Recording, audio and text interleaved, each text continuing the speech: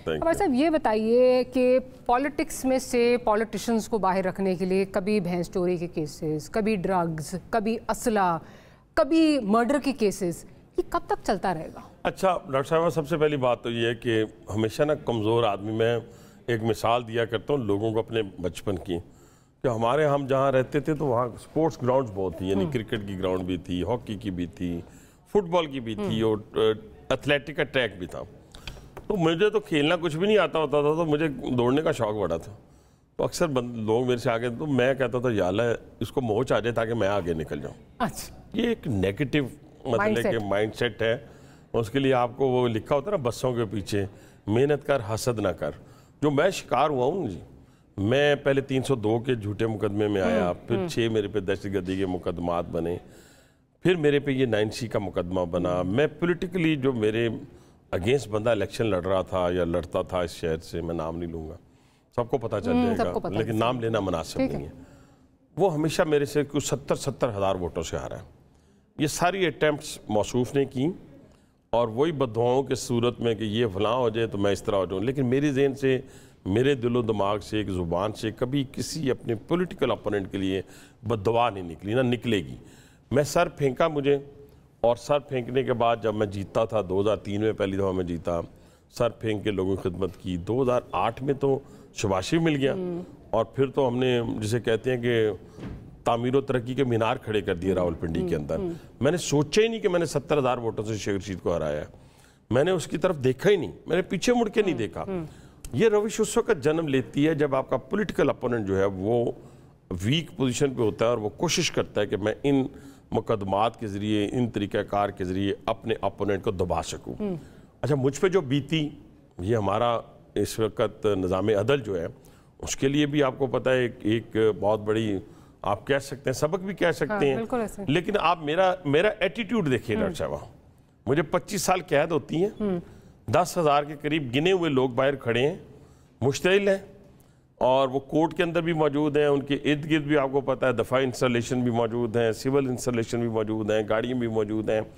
मुझे बताएं कोई गमला टूटा, किसी बस को आग लगी, मेरा एटीट्यूड क्या था 25 साल?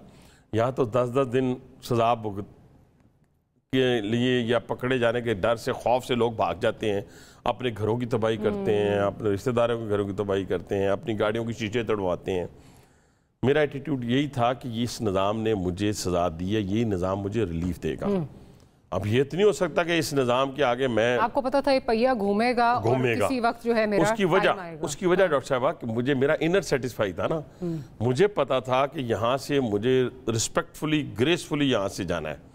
और आपने वो मेरी स्पीच भी सुनी होगी, मैंने वहाँ खड़े होकर स्पीच की, वहाँ से मैं निकल गया। मैं एक दिन भी 11 साल में, अल्लाह ताला किसी पे आधे घंटे की आजमाइश ना डालें, मैं सजाए मौत की चक्कियों में रहा हूँ।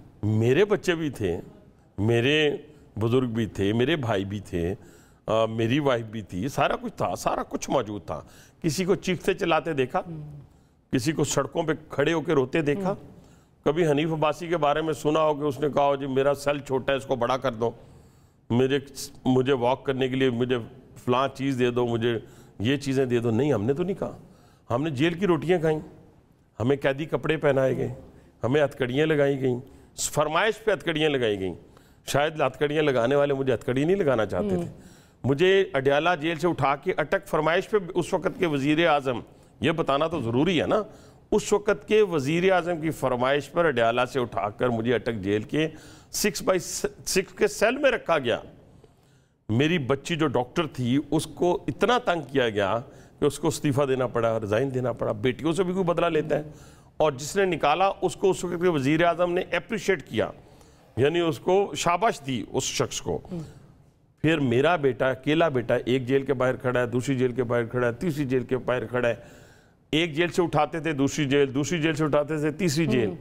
लेकिन उस अल्लाह ताला के मैं सदके जाऊं कि उतनी इतनी इस्तकामत दी, इतनी ताकत दी कि हमने सब कुछ बर्दाश्त किया। क्यों?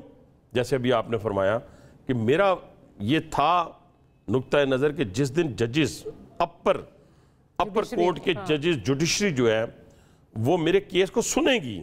अगर सुने ही ना, कोई कहे मेरे मामू बीमार थे, कोई कहे मेरे अब्बू बीमार हैं मेरी बारी के ऊपर, तो वो तो एक अलग बात है। مجھے پتا تھا کہ جب بھی سنیں گے تو مجھے ریلیف مل جائے گا.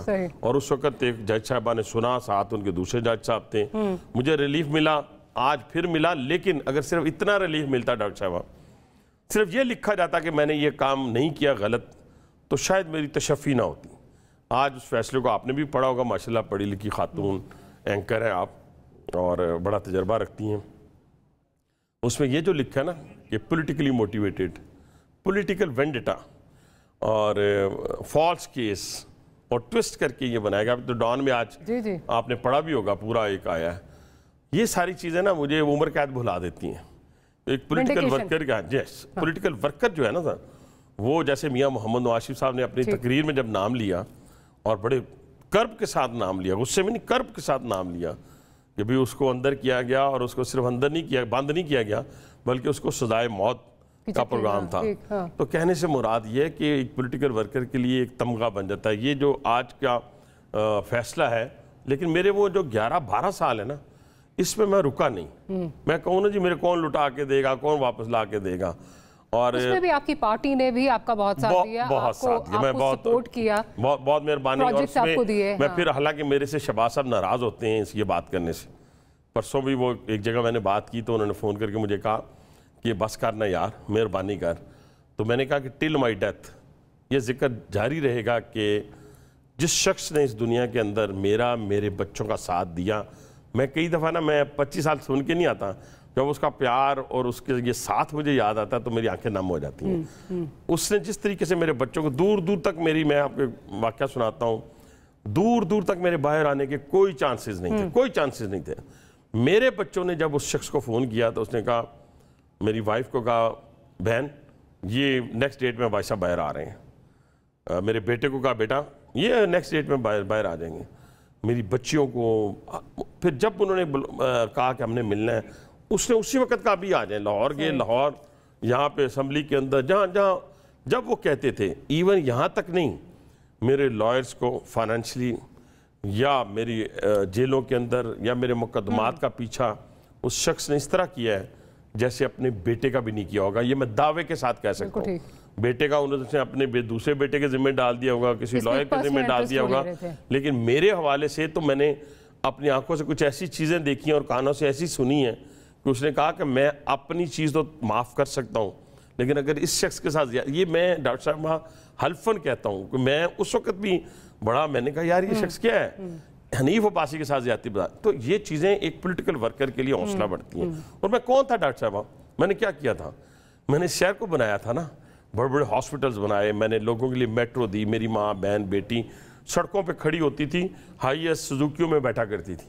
آج ریسپیکٹفلی 1,60,000 کے قریب سفر ہوتا ہے صدر سے آپ کا اسلام آباد کے اندر.